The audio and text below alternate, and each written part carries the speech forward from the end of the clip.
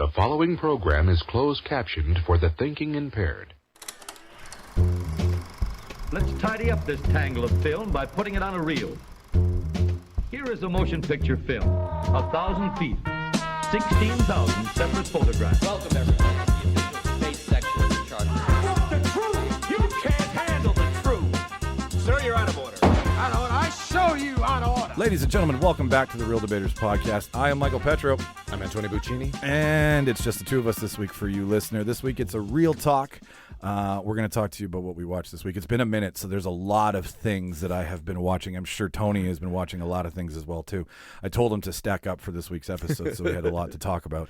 But the real talk we're going to do for you this week, ladies and gentlemen, is worst movie mistakes. Well, worst mistakes caught on screen, essentially, is what it is. Little screen TV, big screen film, stuff that got caught in. Here, I'll give you an example. The Starbucks cup. In that episode of Game of Thrones. We're going to go through a list from Esquire. They've curated it for us here. We're going to be lazy and we're just going to bitch about it. We're going to judge it. And we're going to laugh at it and see. We're going to ask a couple questions. We're going to ask, does it matter? Does it bother you? Even if you haven't seen it, would something like that bother you? And, who's got the biggest mistake? Yeah. Who really shit the bed the most, right? But before we get into that, Tony, we got to tell good listener what we're doing here in December. So I don't have a date for you yet, but this is where you subscribe to the show and stay tuned all of the month of November. We're going to be doing another trivia at Little Brown Jug. Maybe you and Marcel can come this time. Look forward to that. You can be your own team. Bring as many friends as you like. Awesome. It does get a little rowdy in there. We've had people call us out and be like, that's not actually the answer. And I'm like, it is tonight. It's our trivia, so it's our answer. But we're gonna do another one. It's gonna be a Christmas themed one. Ooh. And I believe what me and Emily and Jimmy had come up with was Emily's favorite things, Jimmy's favorite things, and Michael's favorite things. Perfect. Which are gonna be 10 favorite Christmas trivia questions from our favorite movies. Perfect. And each round will be themed and so on and so forth. So stay tuned for that. It's gonna be another cheap night, $5, 2.5 hours. Lots of fun, lots of good booze, great venue. We love Little Brown Jug. Besides that, we've got some Comic-Con stuff coming out. We were at Comic-Con. I don't know for anybody who showed up at Comic-Con, first of all, thank you so much for coming. I guess we should start with that and be a little fucking humble here. Very good. Thank you, sir. It was a blast. We had so much fun with you. Everybody who showed up to the panel interacted with us, raised their hands, had questions. We got educated on some stuff. There was one lovely lady who was like, I don't like that Harley Quinn's story is based around her sexual assault. And we were all like, you have a very good point. Anyways, that panel was a lot of fun. Thank you again for showing up. We hope some of you have subscribed to the show because now you can hear about all the fun things we do here.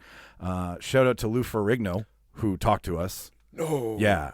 I'll show you the video. Please, I look forward to that. Yeah, he gave me, Jimmy, and Charles like 10 minutes. That video's coming. We're calling it Hulk on the Couch is what we're calling it. Charles at one point actually went, there is pumping iron with Arnold, right? What about hulking or bulking with Hulk? Could we make that documentary now? And he just big fucking smile across his face. Beautiful. Bless that man's soul.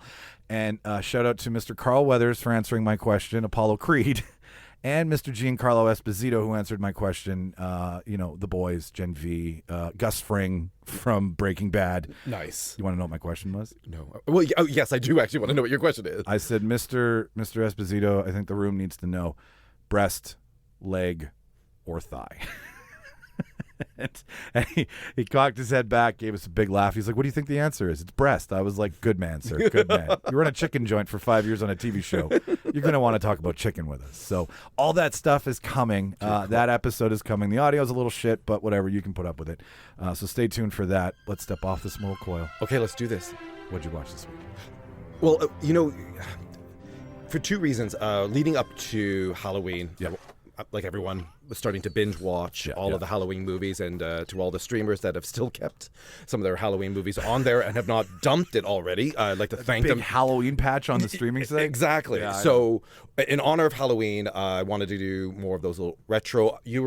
I know, have one that's, it's more the new versus the old. But Totally Killer? No, you're going to talk about. I don't want to preempt it. Okay, sure. Yeah. So for my retro, I went with Jeepers Creepers. Nice. Right? Because that one, I think, was a great 90s kind of blurring those lines of It's one of my favorites. It's still got that realm of Nightmare on Elm Street, Yep. the Friday the 13th-esque. It wasn't moving into that kind of, gore porn per se. Good words. Yeah. But what I love the most about it is it's actually flipped it that the person being stalked is a man, not the woman. Hey, yeah, good point. So even though, yes, we have the final girl who is the savior, the creature stalks men. It's very true. And if you look very closely, yes, in the wall of the attached people, there are females per se. The majority of them are male 80-20. Yep. And so that I think... That's a good catch. I would have never noticed that if you hadn't said anything. But yeah, it really... I think in the 90s, early 2000s when that movie comes out... I don't know if we all read that kind of subtext now as we're moving into really looking at representation in movies, really making sure everything is... A rewatch is a little different now. It exactly is. And so if you look at through that lens of the male is the one really being attacked or stalked, not since like... Because we're pieces of shit, man. We are, and to Mr. Furlong, one of the best male screamers, right? Especially at the end there in the dungeon. Oh, not Furlong. Justin Long. Justin Long. Thank you. I get it. Yeah. Yep. It's a length of Justin. Thank you.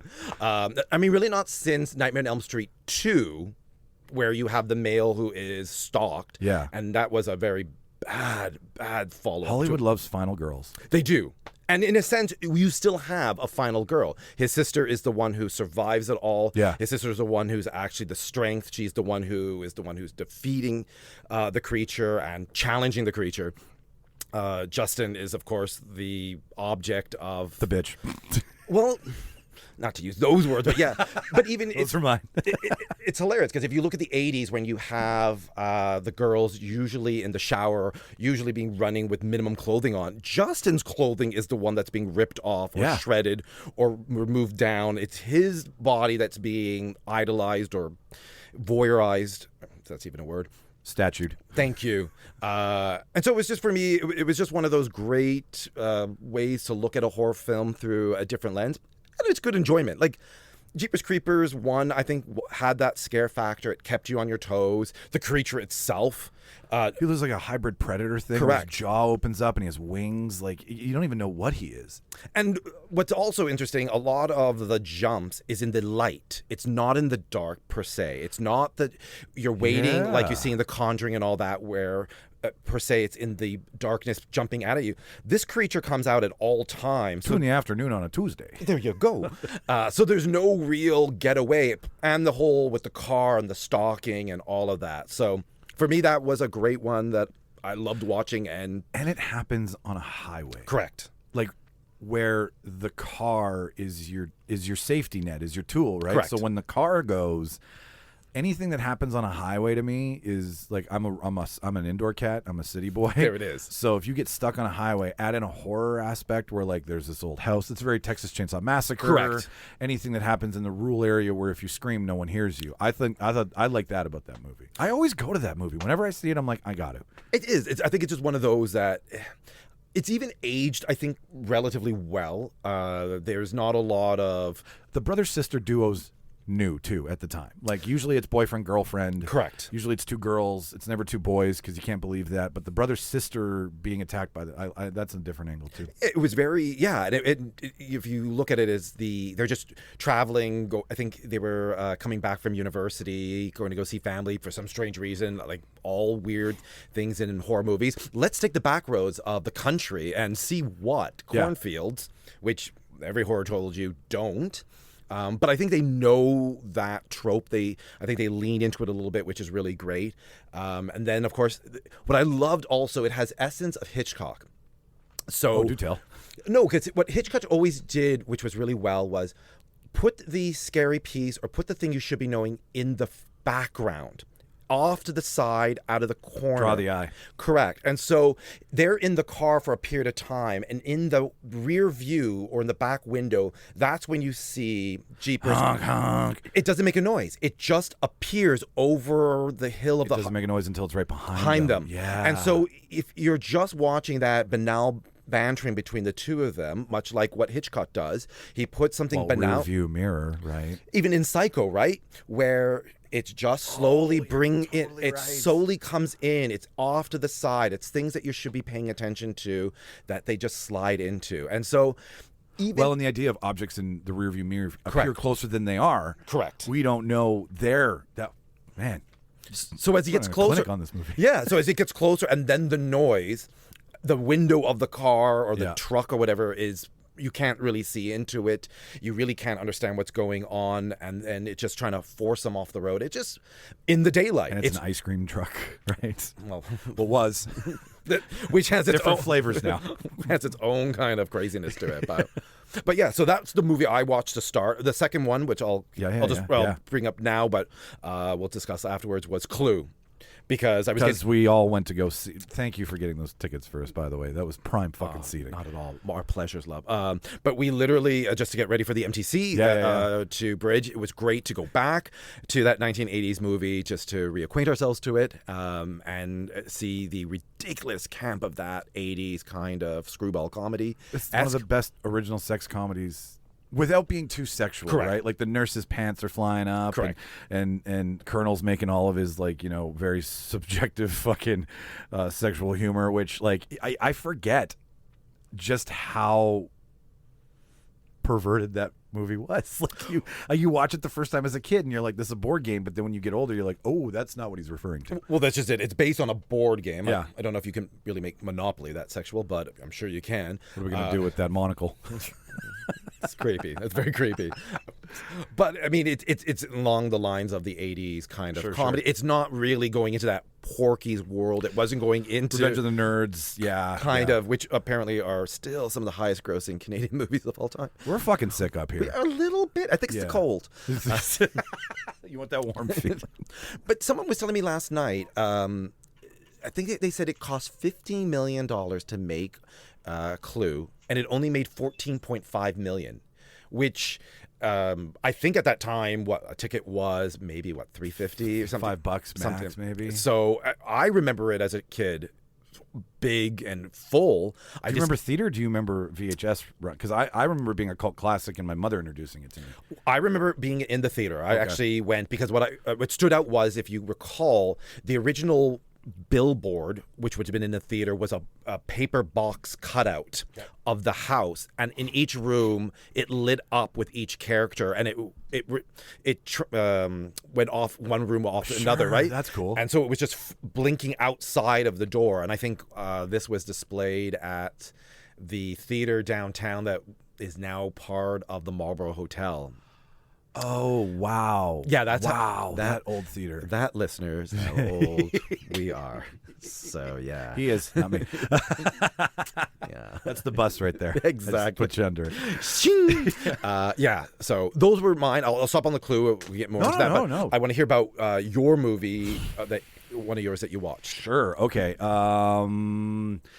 Jimmy wanted to see this, and I love the original Exorcist. I grew up Catholic, as did you, I believe. Yes. So anything that has to do with horror in the church, whatever horror we're talking about, whether it being what priests do or what priests save children from, either way, there's a lot of history there that I always any Catholic movie I get sucked into. So I rewatched The Exorcist. It still slaps. It still is amazing. Great. For its time, the things that we're talking about in that room and the words that are coming out of that child, fuck me, priest, fuck me. And you're just Fredkin, whatever his name is, just shocks the shit out of you. Looking at it now, I'm like, why didn't they allow the mom in the room? Patriarchy, church, right? Women aren't allowed to do exorcisms because they're women, right? Correct. So Jimmy's like, let's go see The Exorcist Believer. So that was our Halloween thing. And I don't do well in creepy. I do well in I did really well in Talk to Me. Okay. Because Talk to Me isn't a jump scare horror where as soon as you start Exorcist Believer, it's two dogs fighting, just like the original. Okay. And the camera work that Blumhouse does is very similar to the Georgetown stuff. Great. It's just now taking place somewhere else. I can't remember where it's taking place, but in this one we have a religious family, devout, and a family of atheists. and both of their kids intercept the devil. Okay. They find a place in the woods. They do some sort of seance. They cross over. They bring something back, and it's the same one from the first one. Oh. Which is why it's so interesting, right? Because it's like same battleground, same shit. It starts off incredibly freaky. Okay. And your heart is racing because they're these two girls who are running off into the woods together. So already you're like, this isn't going to end well. And there's these flashes of the devil and flashes of evil happening in the world. And then halfway through the movie, it just gets super fucking clunky. And I've heard stories that they spent $400 million on the rights to get it because they really want to launch this into a series. Like getting The Exorcist was not cheap. Wow. And I don't want to ruin it for anybody because if you're a big horror fan, you're going to want to see it. It is made for Exorcist fans. Don't get me wrong. Okay. So much to the point that Ellen Burstyn comes back, right? Yeah. And the story itself is cool because as you progress through the film, you end up with about 5 different religions battling the devil at the end of the movie. You got a witch doctor, you've got a Episcopalian priest, you've got an atheist, you've got a fallen nun. Like there's all these, it's very busy. But by the end of it, it's this huge circle of like different religious stories all battling the devil. And the power of Christ compels you is there and stuff. But what's interesting is when Ellen Burstyn comes back, between the two girls, they both communicate with her about Regan and her past and everything. And she's like, I thought I recognized you. And then they really solidify that it's the same devil who's come back and is possessing these girls. The possession sequences are insane. It is very gross. It is very bloody. It is very shocking, just as much as the green puke was in the first one and the stabbing of the crotch and the spider crawl down the stairs. Like, they do new things that are all in the vein of. But the Ellen Burstyn stuff, I really think they didn't know what to do with her, so they shot a bunch of shit and then tried to piece it and fix it in post because it doesn't, like, she's there and she's gone. And she's not, like, she doesn't die, but she's just not there for a minute. And then they like, prime example, they ask her a question, well, if you know so much about exorcisms, why don't you do one? And then she's like, well, I'm not allowed to because I'm a woman. So they point that out in this film, but they don't have any story about how that happened, right? Like she just tells you what she's been doing. You don't get any flashback to how she got to being so well versed in exorcisms. So how do they link her in then? Without giving it away, like how do they? Okay, sure. So when the two kids really start to go through the throes of possession, and we do the same thing. They see a psychologist before they see a priest because they want to make sure it's not mental health. And then they bring the priests in, and the priests are like, well, we don't know if we should do this. Anyways, there's a nun who is now a nurse. Okay. And she's looking after the two girls. And one of the girls tells the nun, that's our two, by the way. Okay. He likes what we're talking about. Use voice command. That's why he's always saying something. But so the two girls are having a conversation with the nurse, and they bring up how the nurse had an abortion. Okay. And she's like, I've never told anyone that story. So she approaches one of the dads, and she's like, I think you need to read this book. And it's Ellen Burstyn's character's book about exorcisms. Oh, okay. So she's a professional in the world of, so they make a phone call and bring her in, and she's explaining everything that she knows. So it's weak. It's not. So they're trying to convince the audience that she was once a famous movie star. Yes. Who then, her daughter gets possessed. She gives it up to become now a professional. Keep going. Okay. Yeah. I'm seeing where that train is going. And it falls off the tracks fast in Yeah. the movie. And so, like, that, and this is the clunky stuff, is when she comes in, it's like, it's actually not even needed. Okay. Like, the story itself is really cool, and there's a huge twist at the end with one of the kids that you didn't know about that starts in the beginning, and they cut to, and all in all, I gave it, I want to say, I think I said 7 angry Regans out of 10. Okay. Like, not horrible. Not puking Regan, but pissed off. Pissed off Regan. Yeah, Nice. like questionable Regans. Okay. If they had figured out what to do with Ellen Burstyn, I probably would have given it another point. Okay. Another angry Regan, but all in all, So not like using Jamie Lee Curtis in the Friday the 13th. They did it well. Okay. And it's also David Gordon Or Green, Halloween, I too. should say, not Yeah. Friday. It's all the same. Yeah. But David Gordon Green directed this movie. Okay. David Gordon Green directed the new Halloween stuff. So they knew what to do with Jamie Lee's character because you took her from being the weak final girl to the fucking strong one. Correct. And finishing the job, right? And that's what the story's always been about. Yeah. This is too many years later, trying to bring in the love of the fans of the original, getting 2 for 1 where you get the new kids in because it's like, oh, this is from an original movie. Yeah. The other 2 Exorcists, the original ones, I don't like 2. I am a fan of 3. Okay. 3 was fun. It has to do with serial killers and being trapped in a psychological or in a madhouse, and then the devil coming through one of the killers again. That was all cool. This one, I mean, it made its money back. Needless to say, wait till you see it at home. I wouldn't go to the theaters to see something like that's this. disappointing.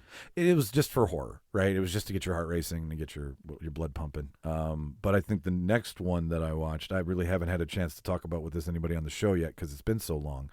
But you've also watched The Fall of the House of Usher as well, too. I did. What did you think of it? You know, much like the other types of those shows. Because we had our conversation at Cafe 22, and I was like, how dare you say these things? So now I want to get you on the record. Well, that's lovely. No, I think it was done well. Now, it is... Production-wise. Without a doubt that they've spent the money for the look, and of course you're continuing the new modern thing of we're going to milk this for 6-8 episodes and go. Whether it needed every child's death having its own episode, okay, but this is this way to, you know... It's a plot device. Yeah, Netflix this out and great. Yeah. Like someone had reminded me that the original... Everyone in there goes insane. The Fall of House Usher story by Edgar Allan Poe. Yes, insanity is the thing that happens. Okay. And each child dies through what was insanity. Outside of everyone but the first, and to the listeners who haven't seen it yet, they all die. Outside of the first, who they all burn by acid. Sure, the others all go what could be perceived as insane. So it does stray, which is like, They only see what's happening to them. Correct. No one else does. So Correct. The idea of insanity is there for everybody else around them. But for us, it's not insanity. It's correct. But at least more. You could, like... Now, once again, spoiler alert, the monkey attacking her, or the gorilla attacking her, could be perceived as insanity, but as rogue monkey. Yeah. And then the acid, no, you didn't check, and it sprayed everyone. The daughter who smashes the mirror above her, you could perceive that as insanity, and, sure. and so on and so forth. So you've come up with a new way, you've stretched this. Is it scary? No, it's more visual. It's more that gore, more that jump out on a television level. He doesn't. His scary is not. No, it's horror plus. Is what it is. It's like you're not here for the jump scares, but the jump scares are here. Yeah, like I did enjoy, for example, the discussion scene. The father versus the lawyer. The lawyer sitting there having the discussion, narrating for you, which is exactly. And I'll get to it, and all that. And behind, of course, look behind you. Exactly, I'm not looking behind me is the ghost coming through and all of that. So it's a good, way to introduce it, to bring everyone in and to tell out the story and get it out. There are pieces that were, I was surprised, you don't get really filled in. Like, why is that street or that town, why did it die? Why is it abandoned? What led to that I think it's just the cul-de-sac that was abandoned, and he bought all the houses as a reminder. I don't know if it was the entire town per se, because we don't see the town. We Correct. just see the two houses on the side and the one house in the middle. And he says, I bought the block just as a reminder of blah, blah, blah, right? Correct. And then you just let it go. You were just wanting to burn it down kind of thing. I don't know. Is it vital to the story? No, but your brain just kind of goes there going, what else is there? A creepy house. Correct. And it's based in the fact that they grew up there, so there's some sort of anchor to a past life, I guess. I thought it very interesting that the first set of children who die, it's a packed church, and the second set of children, when everyone just they're like, no, we've done this first time, you've killed them, I don't want to get dressed again. Like, it's an empty church, so it's just dead. It's just a little bit what else happened there. But it was visually engaging per se, like the acid scene. It's engaging. Like the sound after when they were all on the floor trying to move, and it just sounded like wet meat. Trying to get unstuck from each other because they just burned. That was the hook. Yeah. Right? Like whatever you were in for, you didn't really know what was happening, and if that sparked your interest, you stuck around, and if that was too gross, I bet you a lot of people bailed at that point, right? Because Shauna was like, I'm in now, and I'm like, thank God, because I've been in for 20 minutes. Yeah. Like, for me, the most thing that stood out or was reminiscent is it reminded me of Ready or Not. Yeah. So you've made a Some pact. weaving, right? Yeah, you've made a pact. And is the pact real or not? And but I thought Ready or Not did it a lot better, where they all believe that they have to do this sacrifice, get to the end, or else they'll all die, and you still don't know. Here, you've been told at the beginning they have made this pact. I don't even think you're told. You just know that a deal was made, and is it with, like, and that's the horror element. Is that is this natural? Correct. Or like everything else that he does, supernatural. Yeah. And he's never rooted in like his horror, like Midnight Club. Yes. Is the horror of young death. And the horror elements of the show are an old cult that sacrificed themselves to live longer and cure disease, right? Like that's the big part of it. So those are the dead spooks in the house. But outside of that, if you want to get deep about it, it's the death of youth before they've had a chance to experience life. And with Midnight Mass, it's the horror of mass religion, right? And with the Fall of the House of Usher, it's the horror of greed and the horrors of being caught on the social media train. Like everything that is a horror in that movie is about like public humiliation. Sure. With Goldbug. And like excess with the one English son, the cat, right? Correct. Like all those things made me interested. Two things. If I'd never seen another Mike Flanagan show, I probably wouldn't be interested because I'm there for the cast. I'm not there for the story. Right. And I think that's why a lot of us tune in for this stuff is like, how can he turn his wife, Katie Siegel, into like 19 different things and she just nails it. So it's more about his world for me. Sure. I love this one because I love the macabre. I really love Edgar Allan Poe. Yes. I loved how they weave the poetry. Yes. Everything, the Annabelle Lee stuff and using lines from the story and all that. Like he strayed far, but he still kept the base of, I guess, what that story is. I still have yet to read it. I really want to read it. No, it was great. Like, but to contrast it, say, for example, Midnight Mass, which I thought was a better one. Yes. Because I did love It had me at the edge of my seat, where this one it was a murder mystery more than it was. The problem was, on one level, is you didn't care about these characters. You're all bad people. You all do bad things. There was nothing redeeming about any of you at all, minus the granddaughter. It was rooted in a fake Purdue family drug empire. This is it. Like, you immediately hate these people. And it's funny because they're trying to say that he started off with the great intention because his mom got sick and there was no medication and it just got away from him. No. We find out it did not. And then you produce some of the worst children on the planet. Whereas I thought with Midnight Mass, what I loved was this idea of angel versus vampire. They both walk. Or is the angel the vampire? Or is a vampire actually an angel? And this is a very good question. They never answered that question. No, but at least it does make you, even as a Catholic or someone who understands the theology of, you could see how you twist it or how you see it on another side, how that context is brought up, how it can be interpreted. And I like that kind of weaving of that story there. So I thought it was more entertaining. And then there's a variety of characters that you could either root for or really hate and don't mind that they get wasted in the end. Who did you hate? The religious lady? That's Samantha Sloyan, her character? I'm not going to say no. You didn't find, like, it, and like so many, this little island, this little fishing town. Yeah. Away from everything, but still you've got racism. Correct. And ignorance. Correct. And it's only like 12 people. So even in a microcosm, you can still have big city issues and big world issues happening, which is what I thought was really interesting, right? Like it's what divided the town. It's what, like, besides the division of the town, the division of labor for the actors, like that one monologue scene between the two of them, talking about what death is to each other, and each of them getting like 14 minutes of talk time. I'm like, okay.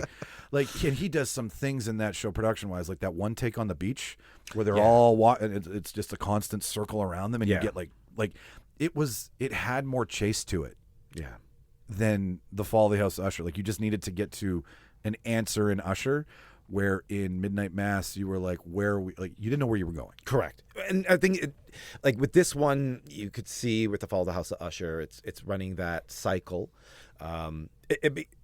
I'm curious to see what his next one will be, because he seems to be falling on these Vincent Van Price kind of Sure, yeah. Older movies that are now being brought up with more technology, more context to it, and so on. And so you're making those B movies at an A-level streaming site kind of thing. Which, you know, no major kudos. studio would take, hey, let's do an old Edgar Allan Poe story and turn it up a notch and make it contemporary. They'd be like, no, there's no base for that. Like, everybody I know killed that show within 3 days. Like, they just, and it was because you had to know, right? Like, you had to know, and you wanted to see if another death, which, speaking of, what was your favorite death? I have to, once again, it was the acid for me. It was the acid for you? It was the acid because... That kid was such a fucking prick. That... Hitting on your fucking brother's wife, your stepbrother's wife, like, come on, man. Well, not only just that, but the person who actually turns on the switch and then leaps it. Wait, just wait. Like, but you could see it coming. You could see the shot from the first drop falling down. And then them all just turning into mush. And then, like, Mark fucking Hamill as the devilish, cranky fucking lawyer. Correct. Like, such an underrated role, but he just nailed it. When he walks in, he's like, we got another live person in here. And I'm like, Luke's on the scene. Well, it's just good to see him acting again, right? Not just doing voiceover characters, but actually getting in front of the camera again. Hey, man, that's good money. I mean, it's lazy work and good money. That's what you want when you're almost 70. Well, I think he was, an overlooked actor for his time. Yeah, you had one of the hugest blockbuster, but even, Christopher Reeves had a bit of more of a career. Yeah, he did. But then again, Christopher Reeves didn't have his bicycle accident, which ruined his face and so on and so forth. I think he would have hit his prime if a horse. Correct. Well, yes, you become a paraplegic. Yeah. Bless your soul. But poor Mike Hamilton, his face is ruined. And then all of a sudden, we just don't feel that you can even do lower level characters, so that you were literally tossed out of Hollywood for a while. But he might have also turned things down. Could have been vanity. But now you're making your money doing voiceover for cartoons and all that. He's the Joker. And he's doing it well. He's making money.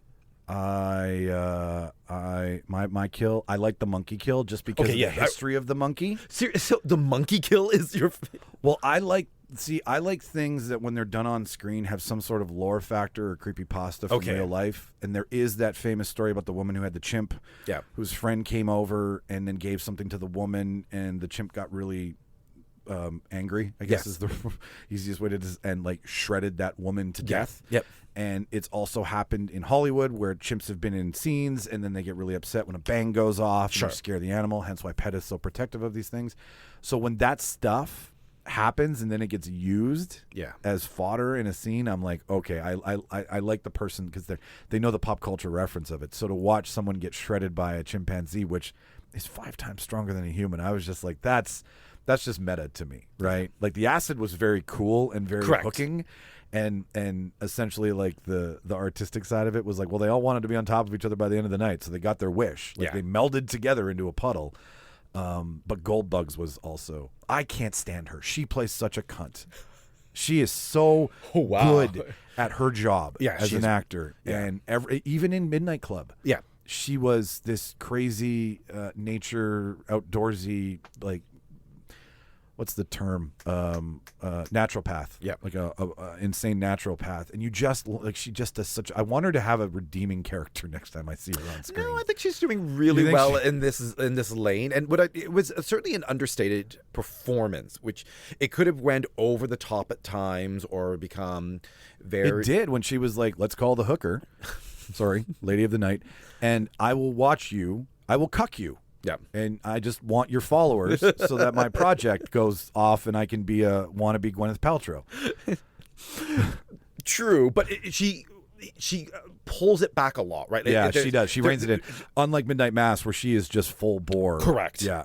So, but I did like. I will say my next favorite one was the Telltale Heart spoof. Yeah, because that is a slow burn. That's an old Edgar Allan Poe story too. Yeah, and it's a very surprising take of her heart valve in her girlfriend's chest thumping away as opposed to underneath the floorboards kind of thing. That was batshit crazy, creepy to see. Well, and then the season finale with Nevermore on the phone. Correct. And are we going to get this? Are we not going to get this? How far away? Because all the short stories all kind of tie into his poetry at the same time too. Correct. He creates he's a universe creator, so to speak. Correct. So we see the Telltale Heart, and I'm like, okay. And then I looked at the title of the last one. It was The Raven, and I'm like, okay, what are we going to do? Correct. And how are we going to do it? And having the sisters AI project, also very popular right now, right? Yes. There's even that line where they mention something, and they're like,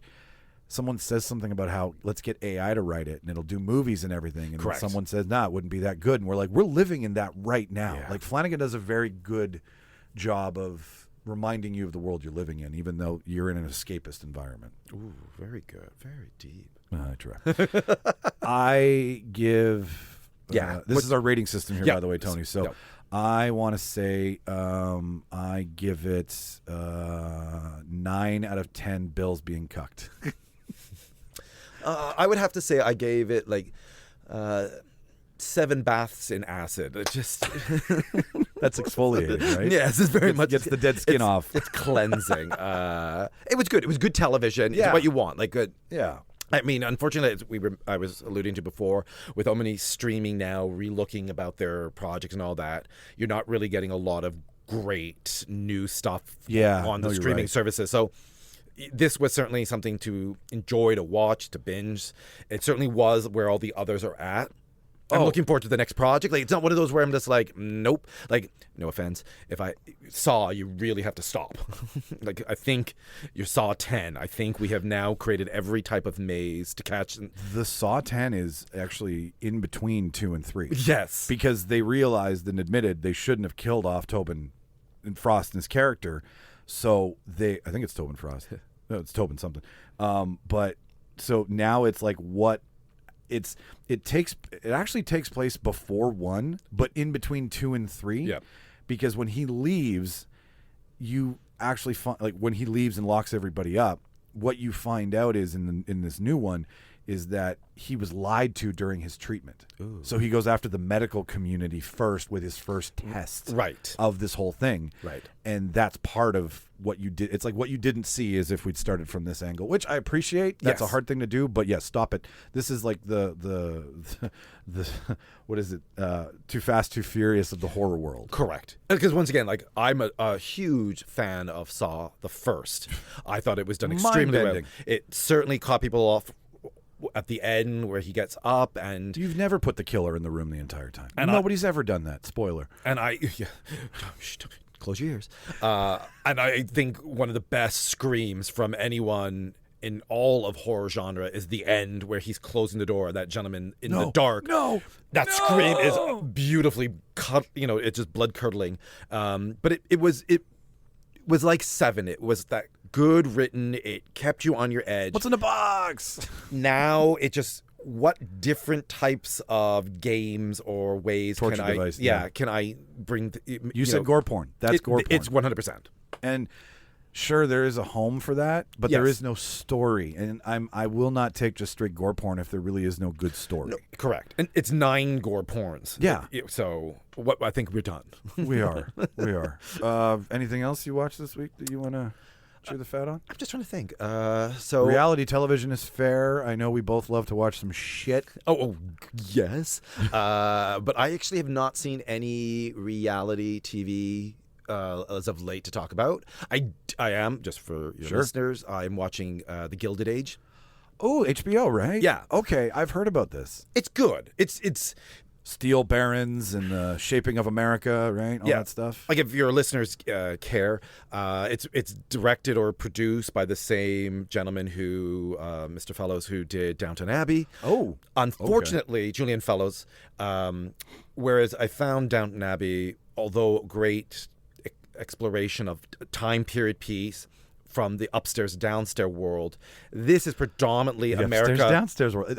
I am removed from this. So is that the servants and the Correct. Okay. The gentry and the servants and their worlds and how they mesh and don't mesh, and the lens, Seen but not heard. Correct.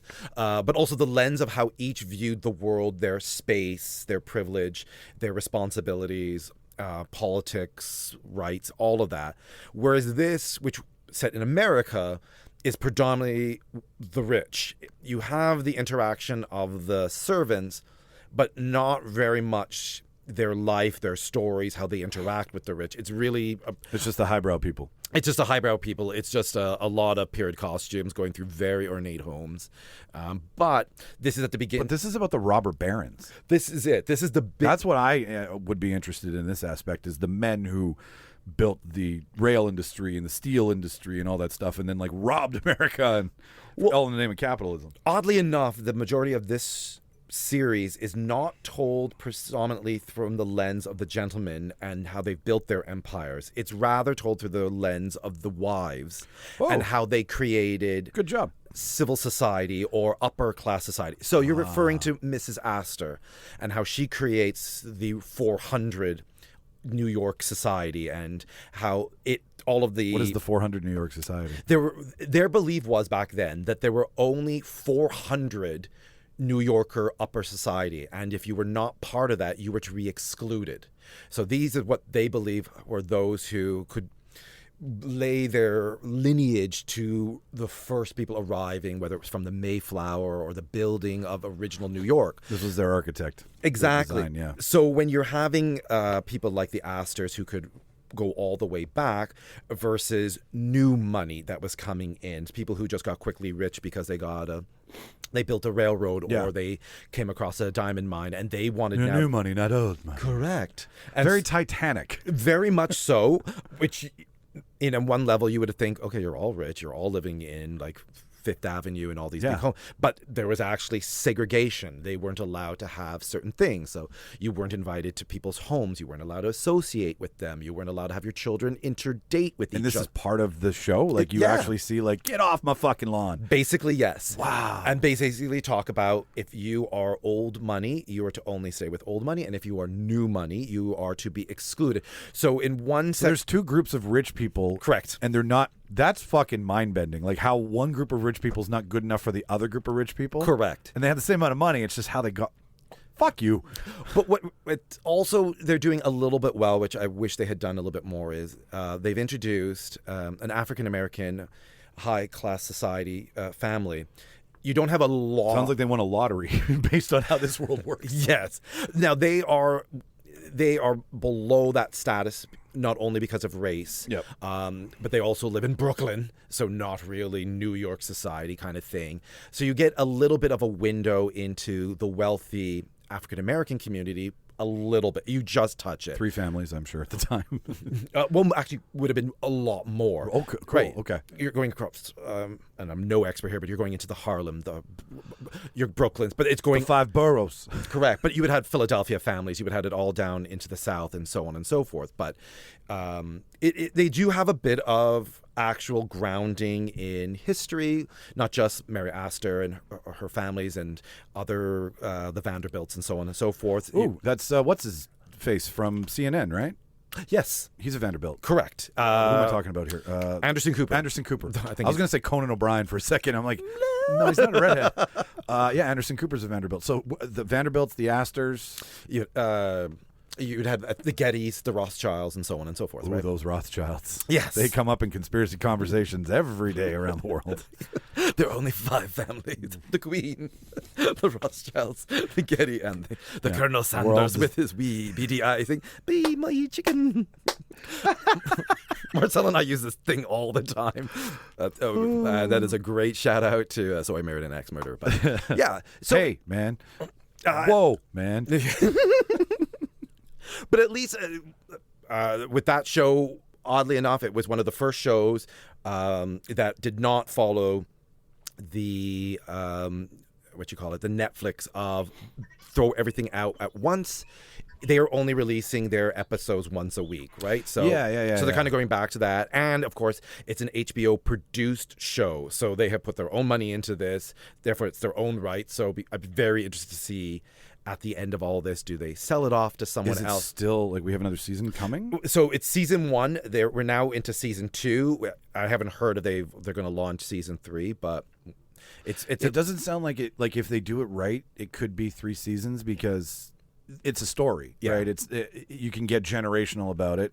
Correct. Like, I know when they did Deadwood, Yes. and then they came back after and did a Deadwood movie to catch everybody up. If they could do that with this, maybe, because I mean, that's probably an expensive show. It looks like it's an expensive show, and like I said, I don't think it's got the longevity, say, of Downton Abbey, where they were able to go, I think, from 1920 all the way. You have different reigns, right? Yeah. Where it's just these families keep procreating, and then generational wealth keeps building. Correct. It's funny though, because anybody who's old money or new money eventually does become old money.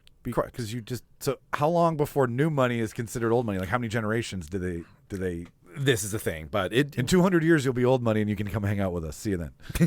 Well, you're all just super rich, but they are introducing little things like in season 2, episode 1, they're starting to talk about the rise of unions and how it's starting to eat and those things. And now these leaders of society are talking about how they can suppress all of that, right? They're talking about the development of the great train station, so Union Station and all of that. And there's a reference in the first episode of season 2 of that St. Patrick's Cathedral has just been built in New York. Now you're getting into a timeline. Now you know where you're going. Correct. So you can just see that this train in all of its glory is going to go up until, the stock market crash. Yeah. And then all of them are basically 1920s right around the corner. Exactly. Or some of you got on the Titanic and they changed it again. So. Oh, wow. You know what? I think I might I like a period piece, but I mean, I like it with swords and wizards. Don't get me wrong. I can watch that stuff, but I like that story. Yeah. I like how a bunch of people came over here and thought, we're going to take this land for everything we got, and got through it somehow. And it's the history of America that nobody really wants to acknowledge sometimes. Yeah. Right? It's the land of the great and the free and the mighty racist and stupid rich, right? Like, you should include that in that sentence if we're going to be honest, but I might give that a shot. Watch it, because it's funny, because they, to their credit, there's some research that is being done. So I think it's Bloomingdale's is introduced. The department store. Well, Bloomingdale's is a department store, its first iteration, when I think it's 2 floors right there, right? And then you're looking at 5th Avenue near Central Park, when it's just the houses. Is Saks there yet?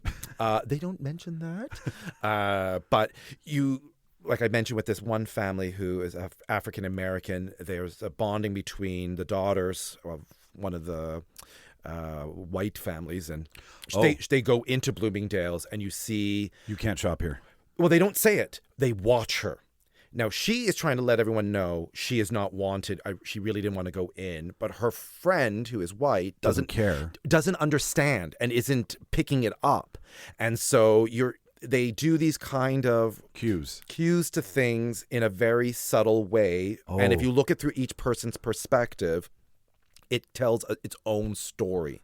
And so when you're starting to look through, that's a neat trick. Yeah, and so it's just there's a lot of other little things that are in the background or in newspapers, or they're just off to the side. So to Mr. Julian Fellows, you've done your research per se, and you certainly, like you said, it looks expensive on what you're spending on sets and costumes and all of that.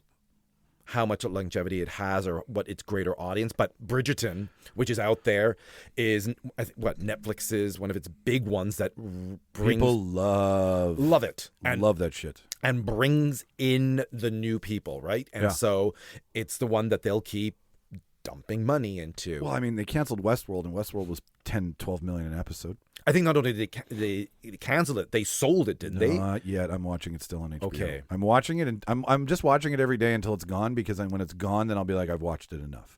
It breaks my heart that I lost that show. Like, I have a score to settle with David Zaslav for being like, nope, and just coming in and making Warner Brothers a chop house. Like, it had one more season to go, just one. Okay. And it would have finished everything, because the way they knew they got outside of themselves in season 3. It didn't really do what it was. It 3 seasons? Yeah, it was 4. The fourth season started to tie back into the science of the park and AI and creating a obedient society and drones and cloning and all that stuff, and that's where we are now. And I don't know if somebody at the CIA was like, "Hey man, you're getting a little too close to home." Maybe that's the lizard brain in me saying that, but I was really butthurt. So I mean, shows like that, I know if HBO is sci-fi with Westworld, period piece, costumes, time, set building, like that's probably 15 plus an episode. Oh, well, not to derail from this conversation, but just... We're talking about the Gilded Age. You can derail all you want. Just the other day, I heard a great conversation on, I think it was Sirius or on CBC. Why are the streaming services starting to dump shows or get rid of them? Yeah. And what one person pointed out was it has to do with royalties. Yeah. Because old deals are too expensive. Well, not only that, you bought the shows, even if you don't, because it's on your streaming platform. You owe money. You owe all those actors money. And so you dump it not to pay for it. Yeah. And in some cases, I think there was a show, I think it's called Better Nate Than Never. Disney produced it. Great and the name. Rumor is they got rid of it, and not only did they get rid of it, they burnt it. They don't want anyone to have it because they just don't want to pay any royalties ever to anyone. And so there's going to be interesting to hear whether or not there's some shows that all of a sudden will just be shelved permanently. This with Matthew Perry's death, he was pulling $20 million a year royalties. There you go. But that deal is the old expensive deal. All the great shows that people like on these Netflix networks don't have the new deals. They have you have to pay 20% of everything that you make to the actors in them. And that deal is in perpetuity. Yeah. Until every cast member unfortunately passes away, everybody on Friends will make money. Not just like $1,000 royalty check, but like serious money because of the deal they had. And then now, when you say with the burning thing, what they did with Batgirl was they actually had to show the tax man that they disintegrated it, burnt it, whatever they did, because if it goes back to somebody and they can sell it, then the taxes that were paid out to Warner Brothers need to be collected from whoever's trying to get it back out. So when you say burning it, it's proof that they get the tax write-off. Yeah. And they can't show it in perpetuity anymore. It's fucking crazy. Like, to think that things that we love watching, that every time you watch them, you get a new thing. You just mentioned it earlier. Watching it now through today's lens instead of watching, Lawrence of Arabia then or Gone with the Wind then. Correct. So watching it now, right? You do get another pass at it. You get more out of it. You think again. To know that something will never be out there to enjoy again for a reason. Correct. Is heartbreaking, knowing A, how much work went into it, and B, it's just because I'm too greedy. Correct. Well, that's why movies in streaming worlds are bad. Yeah. They should be able to be bought. There should be a place to always have access to them.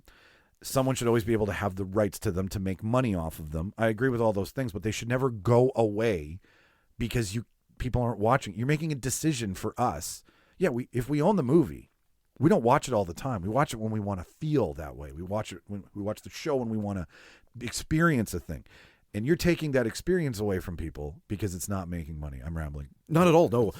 I love what you're saying, but just to go back to your beginning with the passage of Matthew Perry, I think a lot of people don't remember or don't give credit to the Friends characters and how they changed negotiation among that, because they were astute and smart. They, at any point, two of them could be the number leads and everyone else would be the sub characters, and then it could easily change.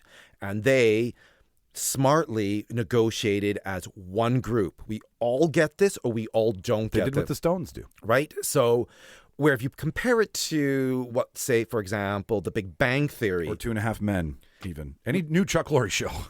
You're not seeing that. You're not hearing that. The lead is getting that. Correct. You are a secondary or third plot character. Correct. So you're getting $250,000 an episode where they're getting $850 an episode. Correct. So the actress playing Penny becomes the highest paid actress in television history, whereas Mayim Bialik, which you could argue is also bringing in laughs. She's the opposite of Penny. She's the counter for it, but she's also performing extremely well, not to the same degree. And yet you don't hear the camaraderie story where they all negotiated as one group. And so... That's because I wonder if the 5 friends on Friends had the same agent.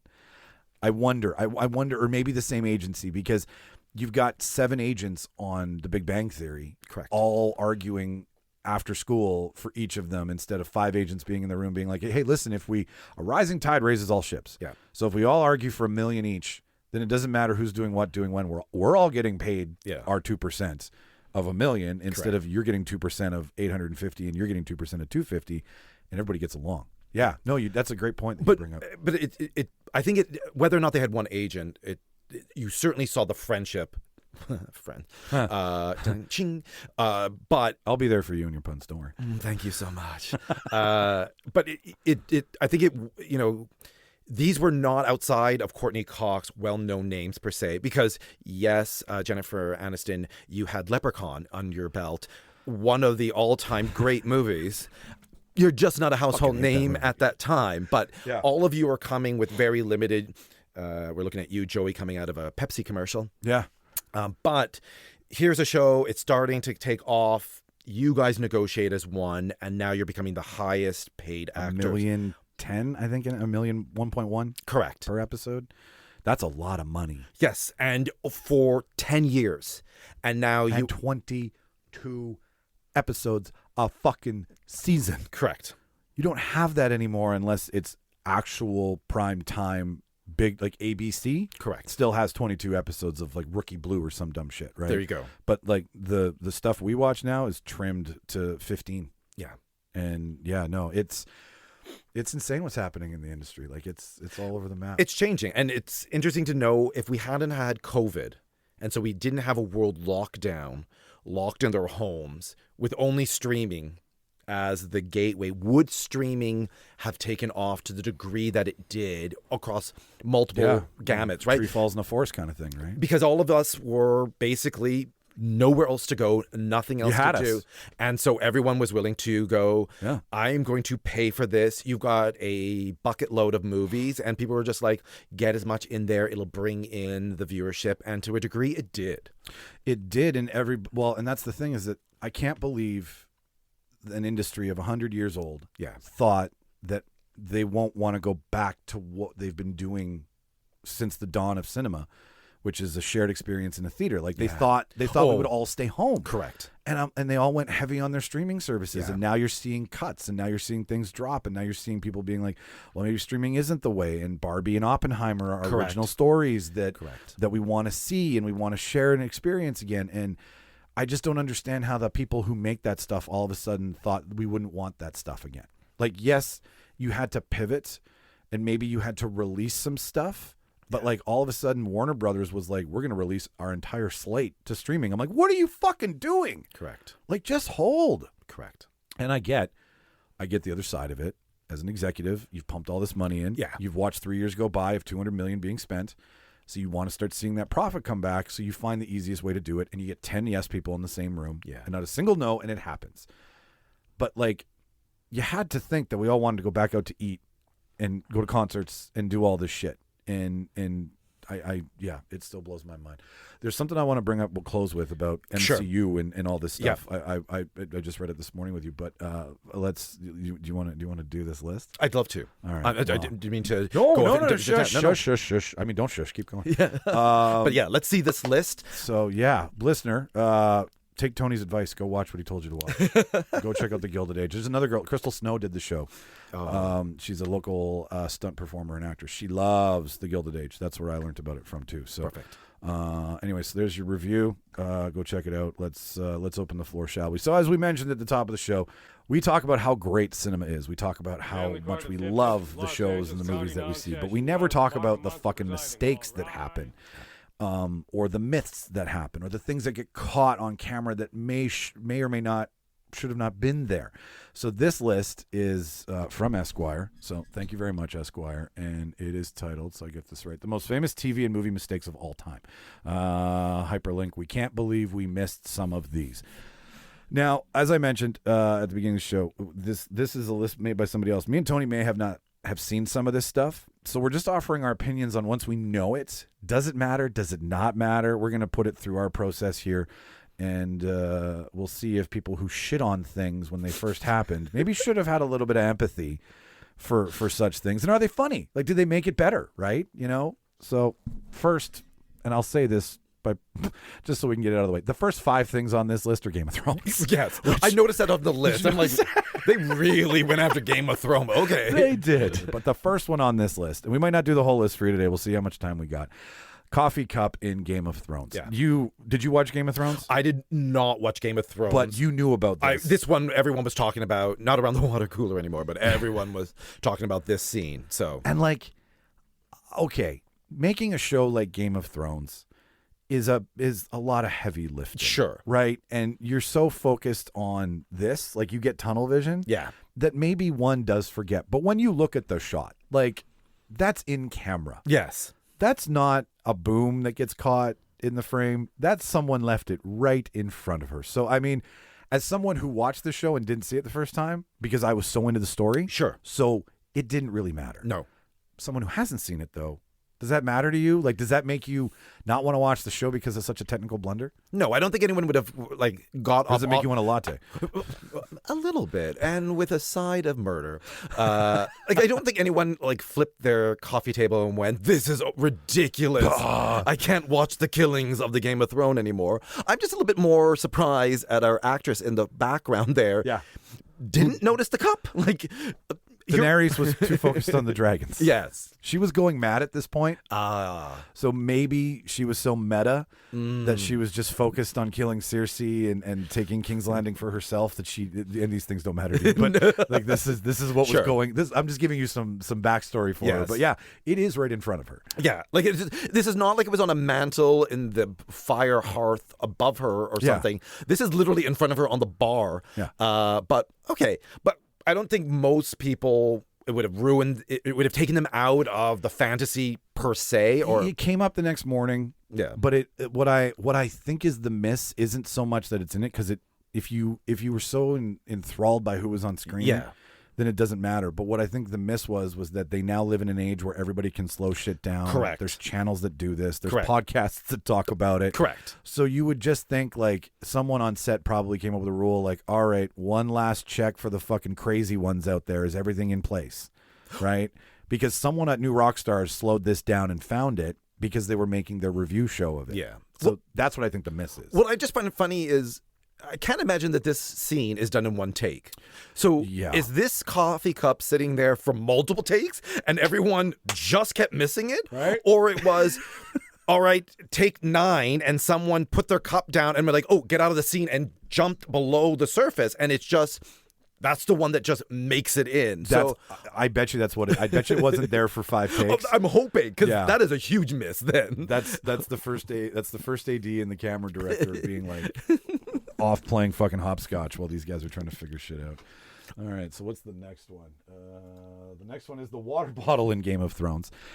If you look right down here where it is, there's a water bottle right behind Sam's foot. Like, you have to fucking look. Like, I looked at this for 5 minutes before I started. Correct. It was like one of those puzzles. Correct. Where you're like... It's a Where's Waldo bottle. Yeah, exactly. I don't think this is an issue. No. At all. This is somebody who's, like, just losing their mind and being too much of a stickler. Yeah. So, you can't see it. It's not really fucking with it. But this one is a big deal. So, this is Melisandre. Okay. Lovely-looking woman. She has a necklace. The necklace that she wears... in one scene, when taken off, she turns to a 900-old lady. Oh, okay. 900-year-old lady. In this scene, she's having a bath. The necklace is off, but she's not 900 years old. Oh, okay. And it had happened like twice, I believe, in the series beforehand.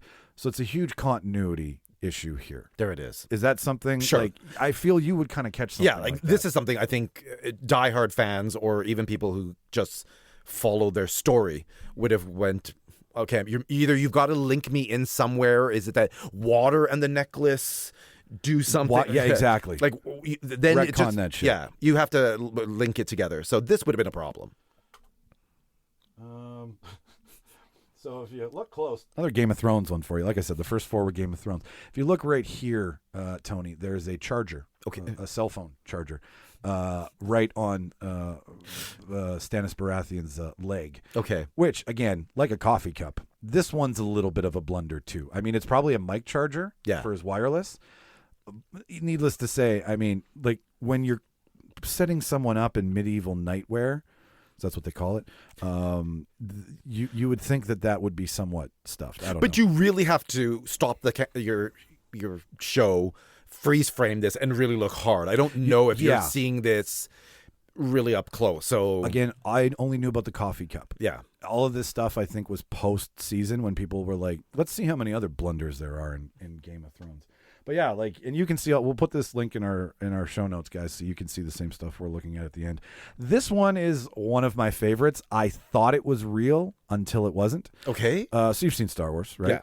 Yeah. When the troops come running in this scene, one of them actually bumps his head on yes. rising door. Yes. You see it right there. Yes. And like he's jogging, and then goes dunk. And like we all joke about how stormtroopers have the worst names. Yes. So I just figured they were dumb clones. Like it's something that I thought was cute. Yeah. But then you find out after it's not. I don't know. Like I don't think this ruined it. Like I don't think the cowboy western in space here is. You mean the Seven Samurai? Yes. I just don't think it's now. I think it adds to that little lore of it all. Plus, I would imagine back then they're like, we do not have enough film to waste, so this stays. This is so funny. Laurie Goody, the actor who hit his head, later told The Hollywood Reporter, believing I probably wasn't in frame, I expected it to end up on the cutting room floor. But when I did see it in the cinema, I thought, oh my God, that's me. I've been telling people it wasn't there. It's brilliant. That's cute. This one's a little bit of a clusterfuck. The bullet holes in Pulp Fiction. Oh, yeah. Have you heard about this? I've heard the rumors. So you've got 2 bullet holes over Samuel L. Jackson's character pre-shootout in the apartment. Okay. So they had placed them there in anticipation, and they got caught in the camera shot. So this is like, there it is. Like, where'd you get your burger from? What kind of burger's that? My wife doesn't let me eat burgers. I'm a vegetarian. All that stuff. Knowing this now, it does put a little bit of a blight on the movie for me. Ooh, it put a blight on the movie. Wow. Yeah, it because I have such mad respect for Quentin Tarantino. Okay. This is where a guy who was raised in a movie store maybe makes a blunder as a writer-director because he's not someone who came up in the technical world. I don't know. Thoughts? I don't think it takes from a lot of people away from the lore of this movie and everything that they loved about it. Like, I think it's only true movie fans, movie lovers who... Assholes like me, right? No, not assholes. Devotees. Purists.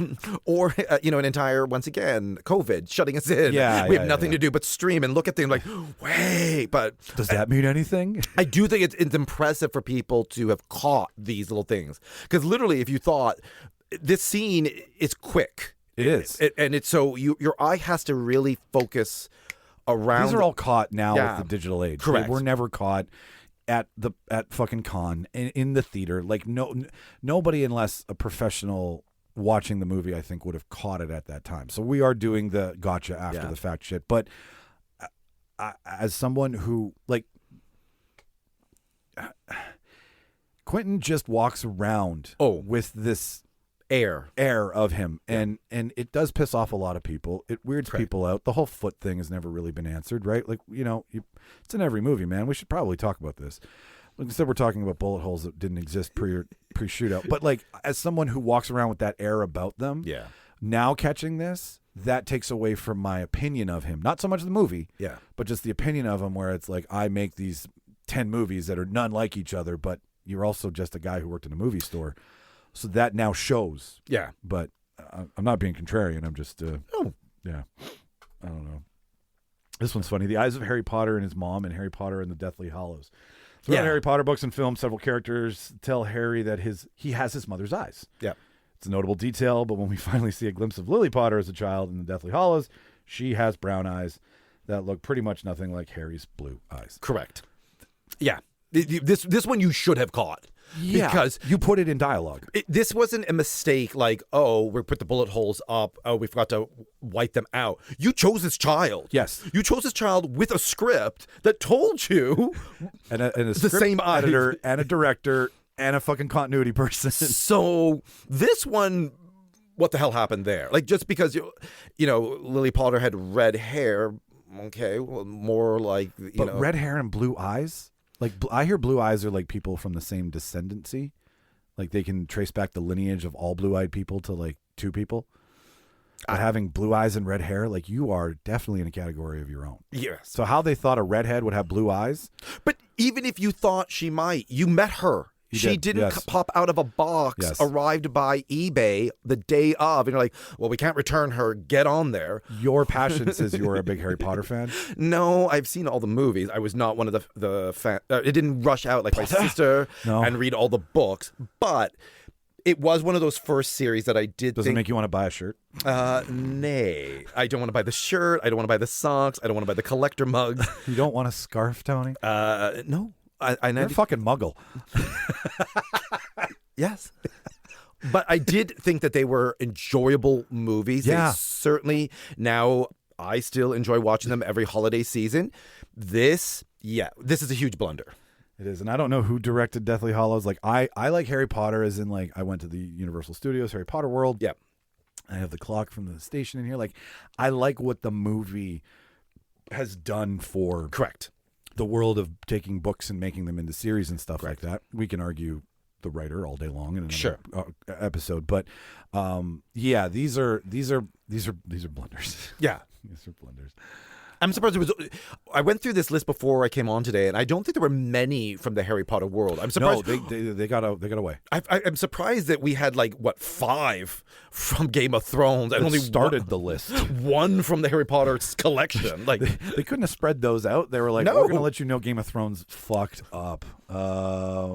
Breakfast food switch. During one scene in Pretty Woman, Julia Roberts' character can be seen eating a croissant. The camera cuts to her co-star Richard Gere. And when it comes back to Roberts, the croissant in her hand has transformed into a pancake. Big mistake. Huge mistake. Huge.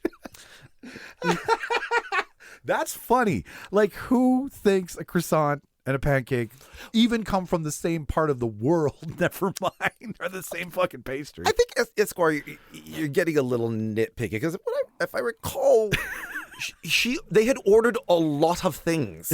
He brought like a buffet in. For yes. her. So in back and forth into dialogue, she is picking up different items and eating it. It's not like they had a plate of a croissant only. Yes. And in the next take, closed in on the croissant before they closed in on her. So she's just eating at different points, and the camera angle is at a different time. So it's not really. It's a bit of maybe a minor continuity thing, but I don't think it's like as bad because it can be at least explained. Well, and how much time do we dedicate to bitching at when there's food in a scene but nobody's eating? Correct. Right? And that's in writers and contracts. Like Julia Roberts would be like, okay, I'll eat on camera. Yeah. It'll cost you more, but I'll eat on camera because I don't want to do 12 takes of pancakes. Correct. Right? But in this, I agree with you. She's eating food off of a tray. Correct. It's a buffet.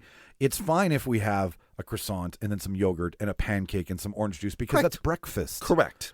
I take nibbles out of everything in my life. I just like, okay. I take 14 trips to the fridge after dinner, so I know what you're talking about. Yeah, no, this one's not a blunder. This one's just somebody, you said, being nitpicky.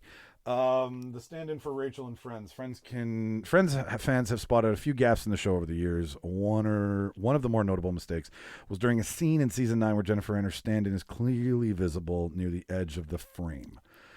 If I pull up the YouTube, it'll kill everything in the room because the Wi-Fi is so far away. But needless to say, I have seen the scenes that they're talking about. It takes your eye away from what's going on. Sure. And you're like, is that someone from production? Yeah. Why are they dressed the same as Rachel? But at the same time, it's network television. It happens so fast and it moves on. Yeah. It's a blunder, but I don't think it makes me go more, oh, hey, look. Yes. Right? Like when they break on SNL, I like that. Correct. I like seeing behind the screen a little bit. Thoughts? No. No, I'm paying $20 million an episode per each friend. we're going to move this along. We are. Yeah. We're not taking another take. Then we have the stand-in for Monica and Friends. A similar mistake was made during season 8 of Friends during a conversation between Courtney Cox and... Yeah, no, we can move on from these. Come on, there we go. The picture of Maggie in The Simpsons. Oh, this one's a little bit of a blunder. This one I was surprised at because you drew it. You drew it. Who did you... Unless you didn't draw pregnant Marge first. Exactly. Like, you just like, we are going to figure out the story, but let's just build the house and draw it like we normally do. And then like, what's today's episode? Oh, let's go back to Maggie's creation story. Like, this, I'm surprised, but okay. For listener, there's a picture of Maggie in the room while Marge is talking about being pregnant with Homer. Like, it makes no sense. But as Marge tells Homer she's pregnant with Maggie while Maggie is in a picture on the wall. So this is Maggie 2.0. This could be a multiverse fracture in the Avengers universe. Correct. Like, there could be a lot of reasons for this. It could also just be the writers wanting to see, hey, friends, can you pick out the mistakes? Sure. Because they are very astute individuals who reference a lot. Point. The shit they did in like Aladdin, correct, and Little Mermaid with the penis on the front cover. Maybe someone's just trying to fuck around. Exactly. So they're just like, can you figure this out, or are you just sitting there with things is not like the exactly. Okay, this one I do like. I don't remember it, but I went back to look at it. The street sweeper in Quantum of Solace, he's sweeping the air. Yes, he's not sweeping the ground. Like when the background director took him aside and said, "Hey, we need you to act like you're cleaning up." Who sweeps the air? Not even curlers sweep the air. Yeah, I don't even know why they would have prevented him to put the broom on the ground. But can you not fix that in post? Like, I'm just this is my career. I'm just sweeping it along.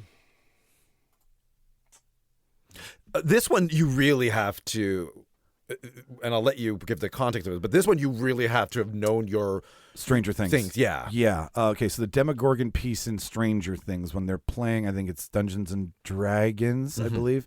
There are a few minor mistakes in the Stranger Things fans have noticed throughout the series. One is that the Dungeons and Dragons Demogorgon figure wasn't around in 1983.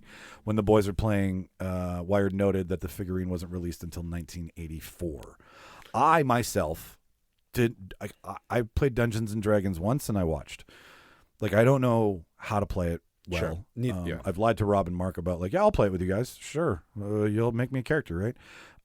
So I don't understand the whole rolling. Yeah. I like role play, but this is well beyond me because I got to create shit. So to me, the Demogorgon was always there. So I don't like, I mean, most of us who probably watched Stranger Things, like, did you play Dungeons and Dragons? No, and with you. So, and I have tons of friends who do, and I'm in awe at the creativity and the depth and all the die and all that. Like, but if you were just watching Stranger Things, this, you really have to have a diehard knowledge of things to have picked up this inconsistency. Well, and the piece is probably not on camera close. Right? Like, what's the reason to show the board being played on? Yeah. So this is somebody who's taking their sweet-ass time, has no life, no girlfriend, no boyfriend. They just sit and edit shows and get angry that they weren't accurate to the fucking letter. They're called trolls. The orange bike lights in Stranger Things.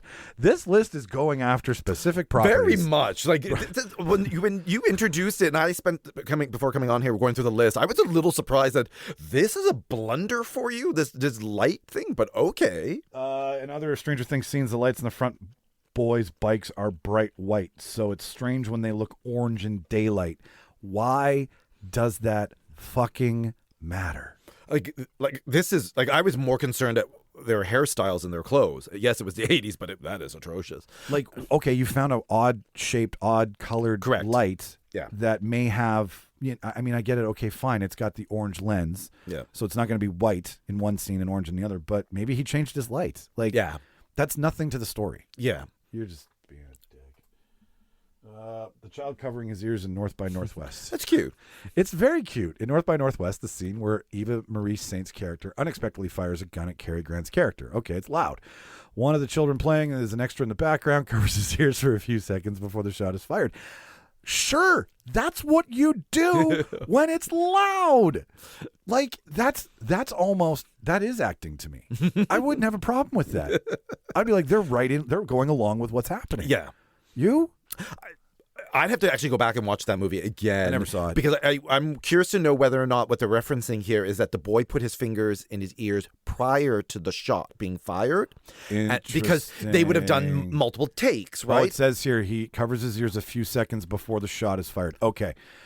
Because to your point, had it been after the fact, then that would have been responding as an extra. Yeah. But I could appreciate if you're like, this is my big moment. I'm going to plug my ears. Yeah.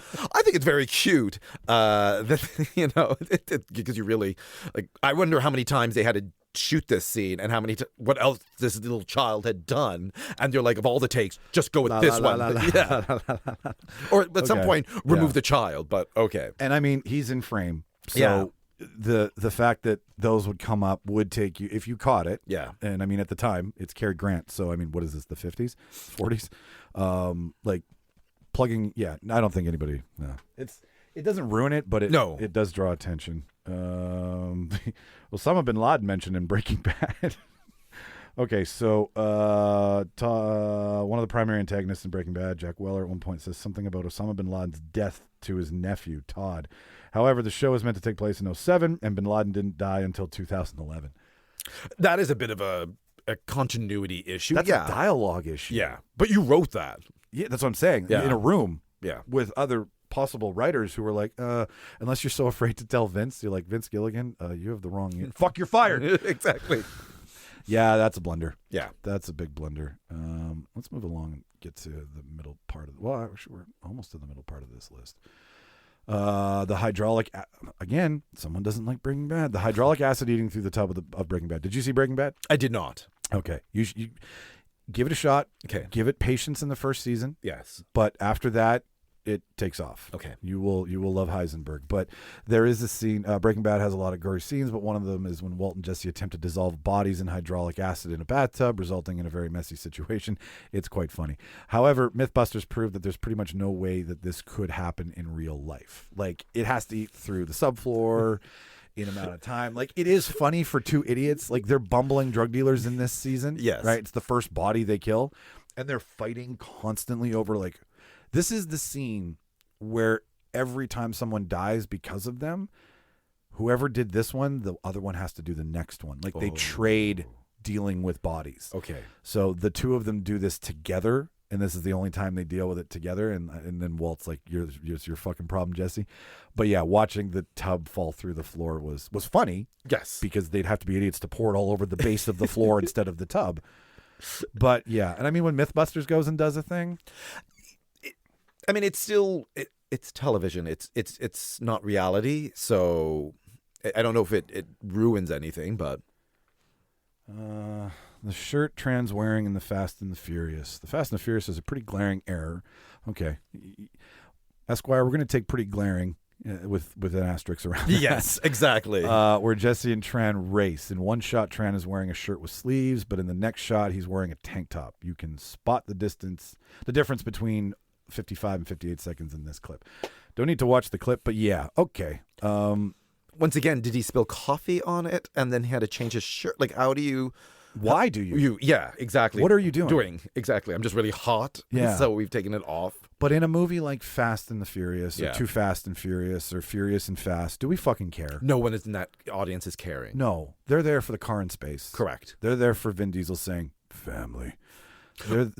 Although I do find it hilarious, I believe fans were upset that Mr. Momoa had put on a bit of weight. I heard he was a little thick. And I'm just like, that's what you're all trolling about, is that he didn't have a six-pack abs to drive a car really super fast. Like, who cares? Yeah, the six-pack doesn't drive the car. Yeah, no, they're not related. Exactly. It's not Aquaman. So I applaud Mr. Momoa in his response, basically going, I hate working out. and I love beer, and so I don't care what you think. I firmly believe that his character, when he's not Aquaman, is who he is in real life. Chugging whiskey out of a bottle, living a bohemian life, and having a good fucking time. Correct. Like, you party when you go with Jason Momoa, you party. Correct. And I don't think it's Shakespeare in the Fast and Furious franchise. No. Which is apparently making a lot of money and doing... It's a $1 billion franchise. And congratulations to all of you. And if people are enjoying it, great. This, I'm just curious to know what led to the shirt coming off. People with no taste need to go see movies just as much as people with taste. That's how most movies get made. Yes. All right, let's get into the mid-20s here. Let's see if something's worth our time. Oh, the name mix-up in Supernatural. This one's kind of funny, actually. Supernatural fans noticed a huge mistake in the first season of the show. In episode Provenance, Dean seems to call his brother Jared, which is the name of the actor, not the character. Not his name. That's cute. Right. In another scene, you can hear what seems to be an extra calling Dean Jensen, which is similarly is the name of the actor rather than the character. Like, that's just a shitty crew. It's cute. Yeah. I'm wondering if it's a little bit of an egg. A teeny, tiny one. It was a mistake. Yeah. And they're just like, let's see if anyone notices it. Yeah, because really, when you say picture's locked, I mean, it's not like the executives like, I want to see every finite detail. Correct. They see the editor's like, picture locked. Yeah. We're done. Yeah, it's cute. I wouldn't cute. say it's a big fuck up. The other name mix up in The Big Bang Theory, speaking of mismatched payment. In an early season of the show, Penny refers to her own father as Bob, but when he's later introduced as Wyatt, once he actually appears on the show. Yeah, that one is interesting because what I would have to imagine... You wrote that. Yeah. She didn't know where the maybe she stepped on it because if her dad's name is Bob. Maybe it's her own dad. Yeah. Or maybe they wrote it that way and then later, He's a Wyatt. He's not a Bob. Yeah, they just changed the name. Maybe it's Bob Wyatt. Maybe it's a hyphen and she just... Why Bob? Cute, not a big deal. No. More Big Bang. What's this one? Well, this one I find interesting that you're calling this a blunder, and I'm calling don't see it that way. But I'll let you explain it, and then I'll give you why I don't see it as a blunder. Okay, so Leonard mentions in The Good Guy Fluctuation, which I love their episode titles. They were so good. That he can't drink wine because it gives him a migraine, and yet he drinks wine throughout the series with some regularity. I don't see that as a blunder. I see that as someone as a character who's trying to join in a situation. Exactly. I agree with you. This is a guy who has been idolizing this girl. And will do whatever it takes. And so he's lactose intolerant, so he doesn't want the effects of just having cheese with her. Yeah. But he will take the headache in order just to be in the same room with her because he knows she likes wine. Doesn't want to make her feel for not drinking. Correct. She shouldn't have to drink either, so that's sacrificial. That's romantic. I liked that. Yeah, this is you standing outside the window with a boombox. Yeah. Stupidly. This is very say anything. It's just a very nuanced new way of doing it. No, that's someone being in character. I don't think that's someone who's fucking around. The camera guy in Bad Boys. Well, this... Okay. So one camera... Like, they obviously weren't, like, opposites. Yeah. When they were figuring out where to place the camera guy, but this is a fight scene. The mistake is frankly laughable. One of the camera operators is so obviously visible near the ground in the shot from the 1983 movie Bad Boys. We can't figure out how it was missed. So basically the age-old rule of if I can see you, you can see me is happening. Correct. And both of them were like, maybe he can't see me. But in my camera. But you edited it. Yeah. You spliced the film together and then watched it. You didn't Did you not? No. Did you not block it first? Did you walk out of the room, go to the washroom? This is still going. It's good. Yeah. Oh, this no. That's a blunder. This is a huge blunder. Yeah. And it looks like he's like videotaping a fight. It doesn't look like a fight is happening. Right out of the handcuffs on Pippin disappearing in the Lord of the Rings. At the beginning of the Lord of the Rings, the Two Towers, which is my favorite, Merry and Pippin have been captured by the orcs. As prisoner, their hands are restrained, but during a fight scene, Pippin's hands are clearly no longer bound, as he nearly gets trampled by a horse. A few minutes later, the restraints are back on. Okay, hang on here. The delay on the screen capture is fun. They seem to be back on again. Hobbits are small. Yes. Right? This is movie argument, guys. We know that maybe in real life this doesn't apply, but that's fucking boring. So maybe he got his hands out, got away, they got him back, they put the cuffs back on him. You don't see it happening, right? Just because like someone didn't die on screen doesn't mean they didn't. Or if they don't die on screen, they didn't die. Correct. Maybe he got out of the handcuffs and then got cuffed back up again. It's a continuity thing. It is a continuity. Yeah. Yeah. And it's also a thing, like, why aren't you looking at Pippin almost being trampled by Correct. one of the orcs or one of the what are those things? The big ones on the dragons? Oh. I can't remember their name. They got such a good name. That's okay. No, this is not that big of a fucking deal. No. Again, I think they just were like, let's find mistakes with all these popular movies and make a list, because it's not a very well spread list. The sword Aramir drops in Lord of the Rings. I have seen this.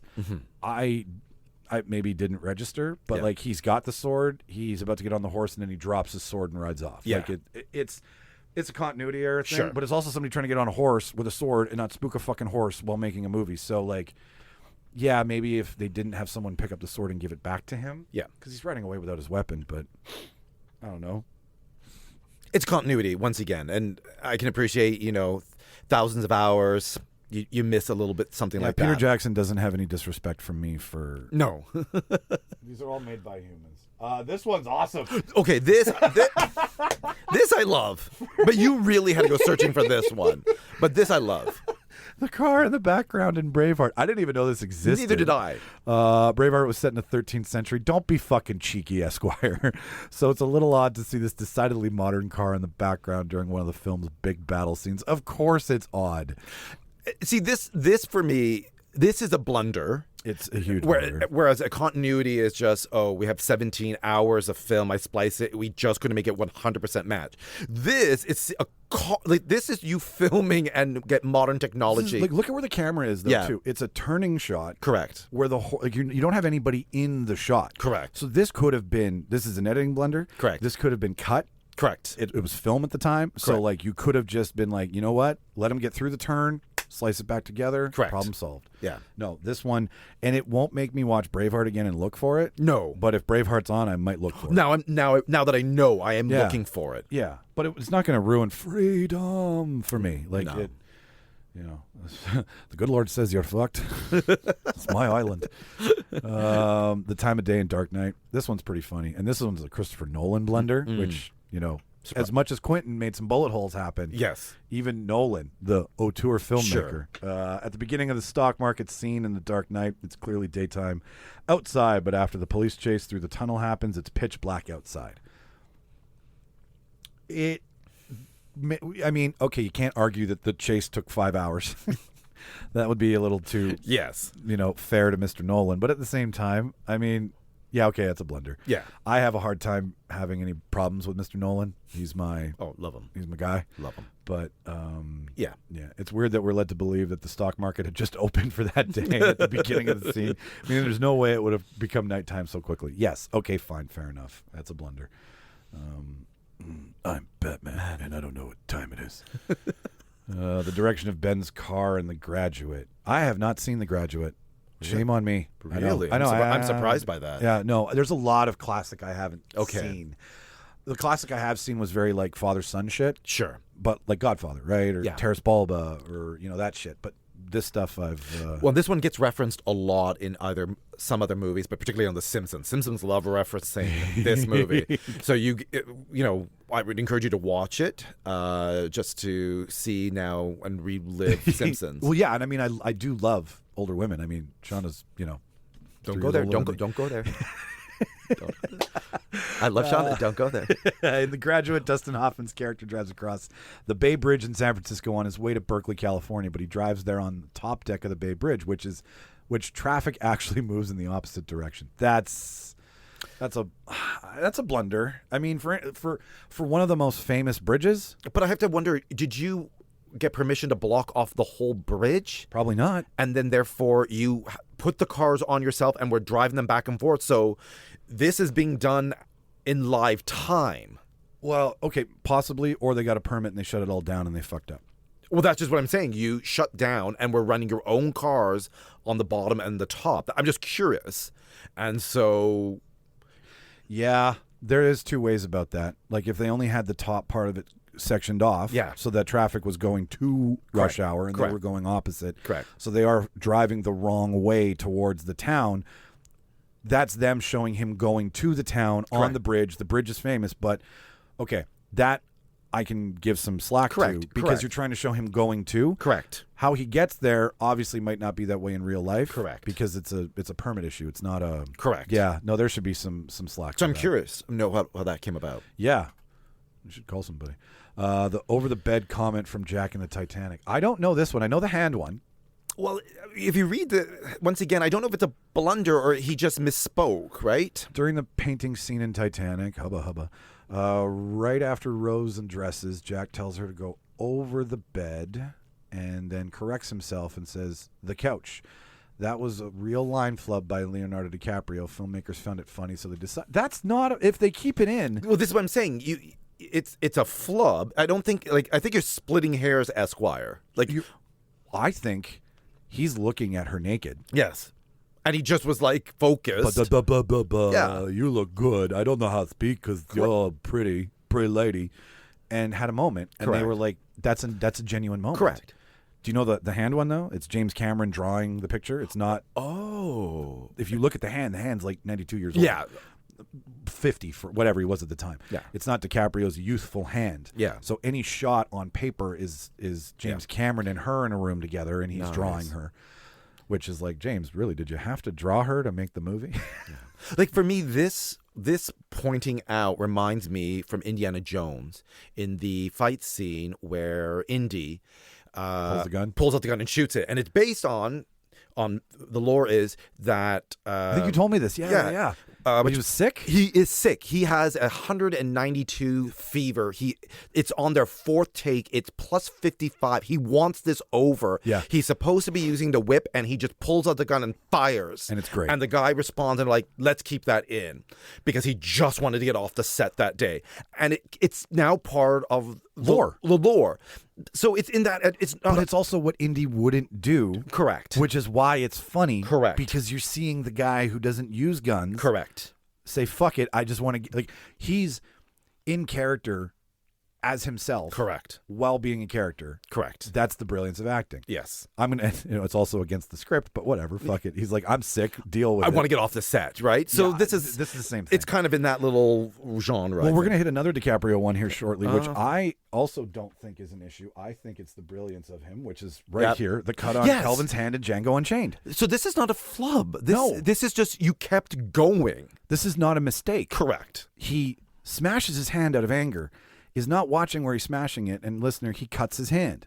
Watch the movie. He reacts as if his hand is cut. You can see blood coming down his hand. He does not break character. Yes. That is for the time, the money, the fact that this adds to the scene. Correct. Because you've got a sociopath slave dealer who's now bleeding and doesn't care. Yeah. That makes me go, oh man, this guy's got some balls on him. The flub would have been he smashes the glass, breaks it, cuts his hand, starts bleeding, and then in the next take, there is no blood on his hand. Yes. There's your flub of continuity. Exactly. This is just staying in character and let's keep this going because everyone is doing a really great scene, and it just now is added to the tension on script. It makes me watch it. Whenever I watch it now, it makes me watch when he looks to Martin. Yeah. And is there a moment where he does? Because I can't see it, but I wonder if in a split second he just looks over and Marty's like, just go. Yeah. Go. Yeah. Like, it's fine, right? And that's the beauty of DiCaprio is that, that's in character. Correct. That's got to hurt. That's a big fucking, Yeah. You look at his hand. It's like, it's bleeding. gushing. Yeah. So no, not a flub, Esquire. All right, we're in the final stretch here. The Starbucks and Once Upon a Time in Hollywood. Several fans have noticed that there are quite a few things in Quentin Tarantino's latest film that weren't around in 1969, which is when the event. Why does Starbucks fuck up big shit? Seriously, they must hate themselves for this. Which is when the events in the movie take place. In various scenes, people have noticed Starbucks. The chain wasn't invented until 1971. A numbered exit ramp. California didn't have those until 2002, and the Pussycat Theater, which didn't open until 1974. But is that Tarantino? Okay. It's his California. Yeah. It's California. And I just listened to Arnold on Conan O'Brien. Sorry. Lord. And I mean, okay, the off ramp you can't control. Does it matter? I mean, these are things that weren't built at the time, but do exist in the time. Not of the time, but in time. Like coffee shops exist, off ramps didn't exist yet. But these are things that if I see an off ramp, I don't get pulled out of a scene. I just don't. And I don't know who you are if you do. I appreciate for those who picked up on that when a Starbucks chain or when this theater is out and it's not matching your timeline.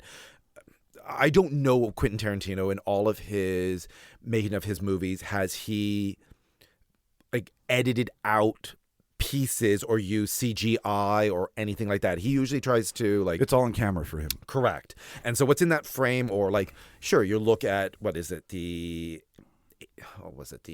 8 Angry... No.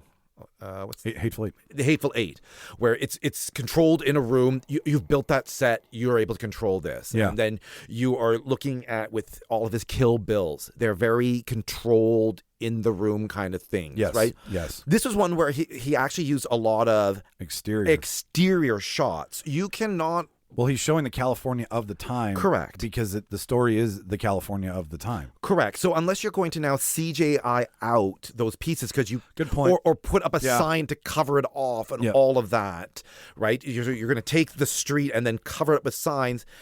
I don't know that to be part of his style, because my recollection with him is all interior shots, all controlled. It's not a lot of... Reservoir Dogs is in a warehouse. Correct. Pulp Fiction takes place in different places, but they take place in those, like, it's very tight. It's apartments, bars, coffee shops, like they are, and they're closed 2 shots. They're not big. Like, you don't see LA in Pulp Fiction. No. In Kill Bill, you're in a hospital per se on one. You're buried underground. You're in a sushi restaurant. Correct. Like, the backstory of Ren O'Rourke, where it's cartoon. You've done it as an anime. So she can... Ren Ishii. Yes. So she is running on tops of buildings and all that, but it's anime.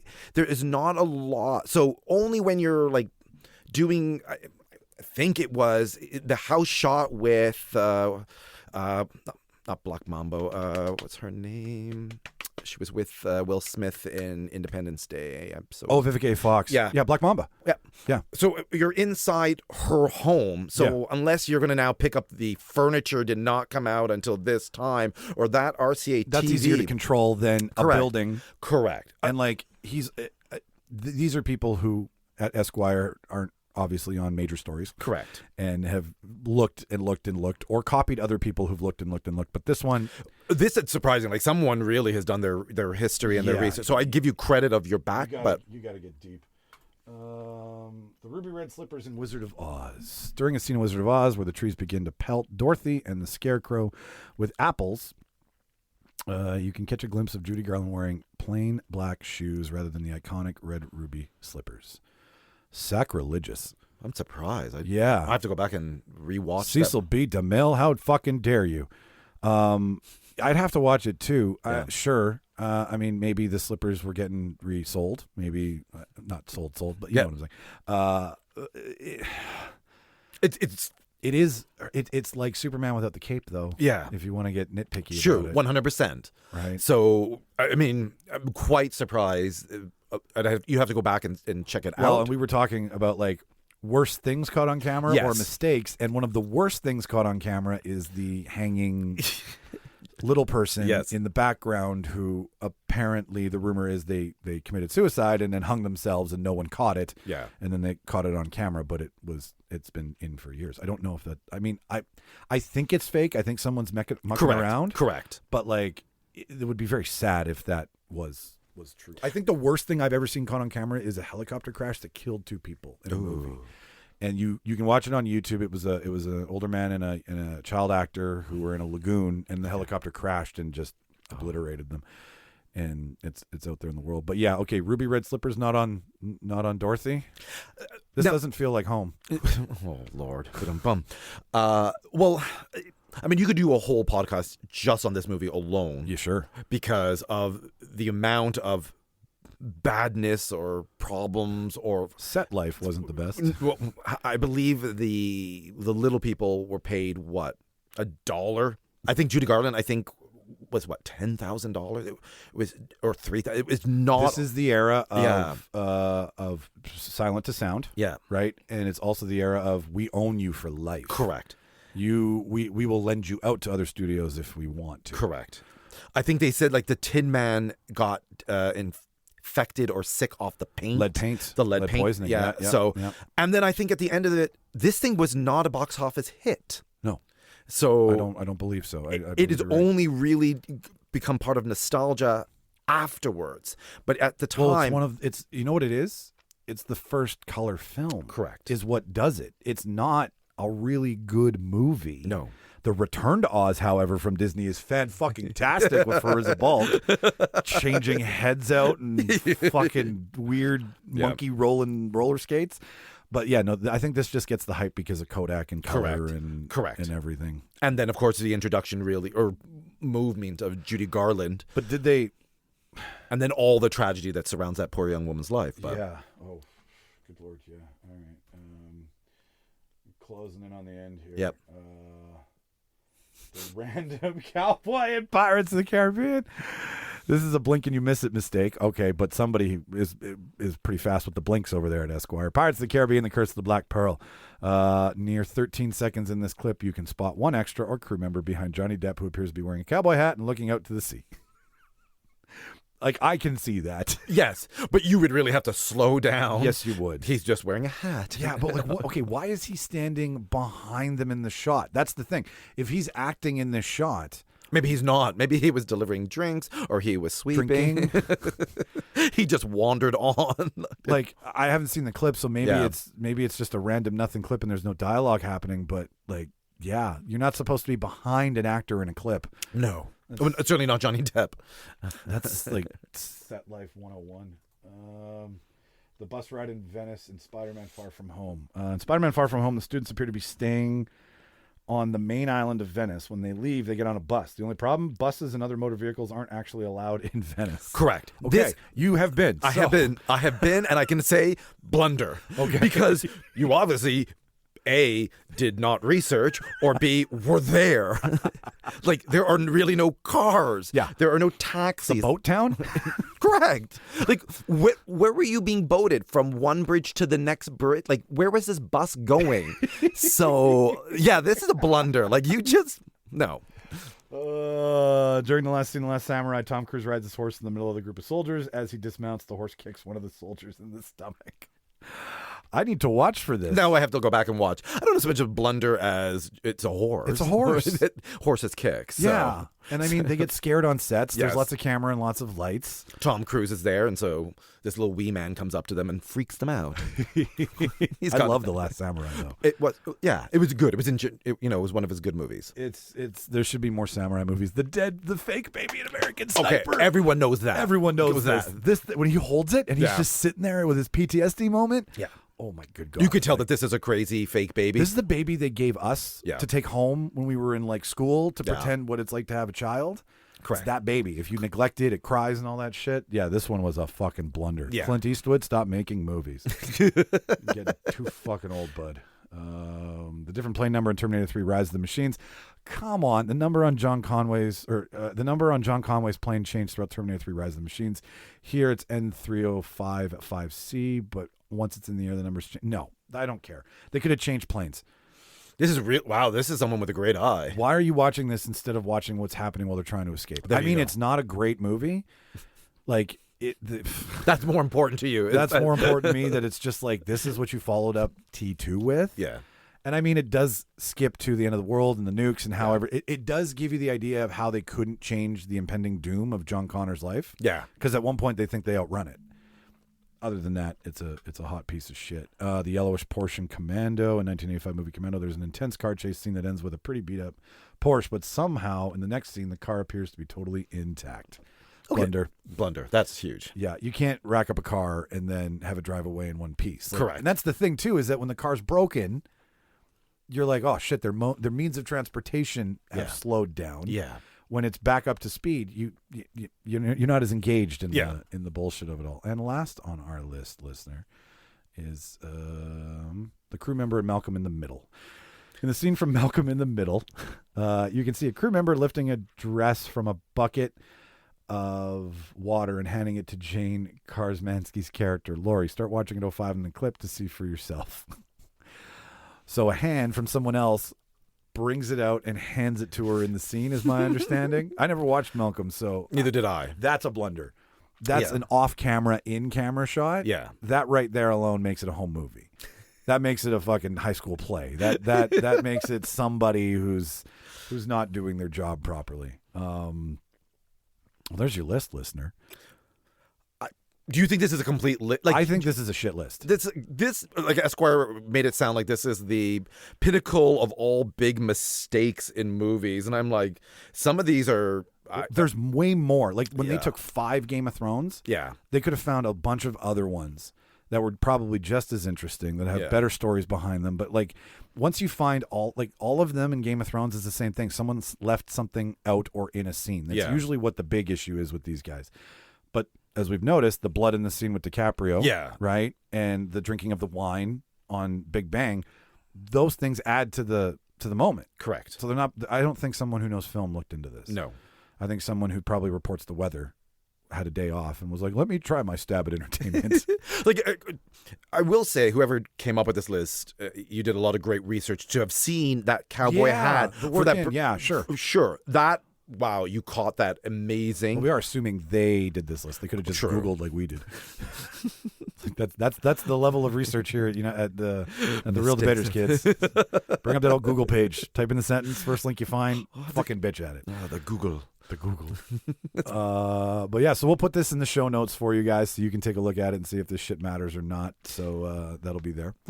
Just for your listeners, is there anything that should have been on that list? Because you have a plethora in your mind. Is there anything from either TVs or movies? Okay, here's what's interesting, though, is that I don't know these things unless I research them. Okay. Right? Like, I'll have movie trivia to you about how a thing was made. Yeah.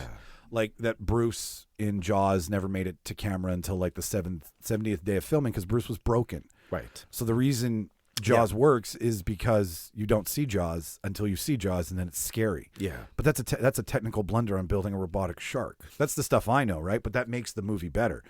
This stuff where you see mistakes, as a man who's balding, who's a little overweight, like I don't see imperfections in my film because I don't see imperfections in my life, or I try not to, right? I look at my bald spot as fuzzy soft hair that's nice to rub, or like I'm warm in the winter because I'm chubby, right? Like like this kind of shit I will try to find a silver lining in. Sure. So I don't have a lot of things that are movie mistakes because I'd have to watch them with a critical eye.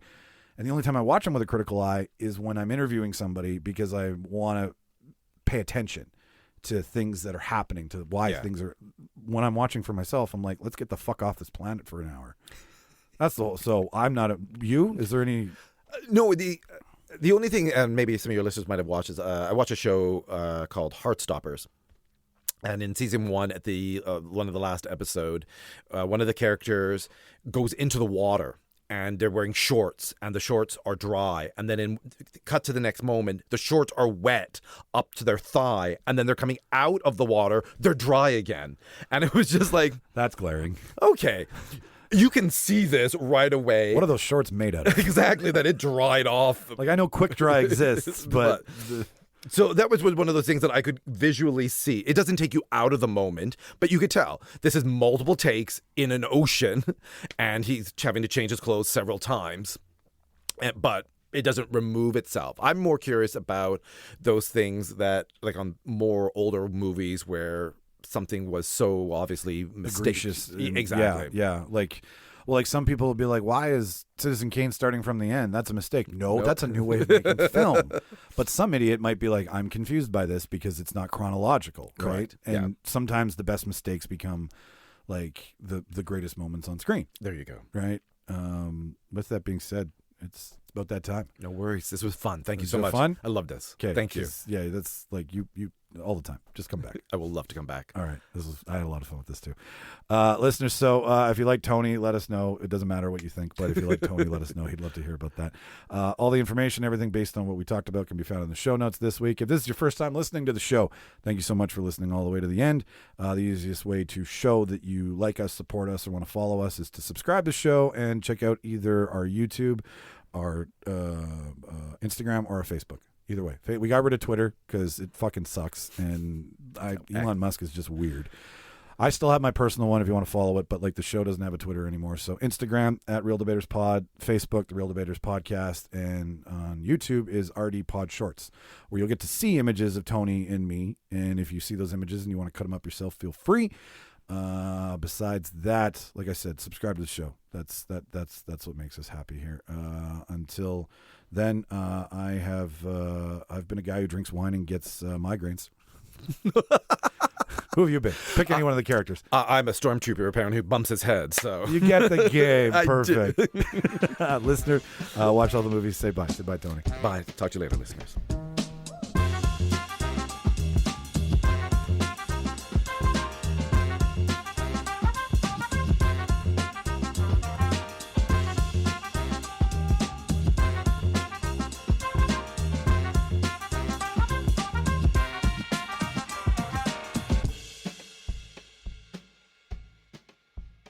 Farewell and adieu to you fair Spanish ladies.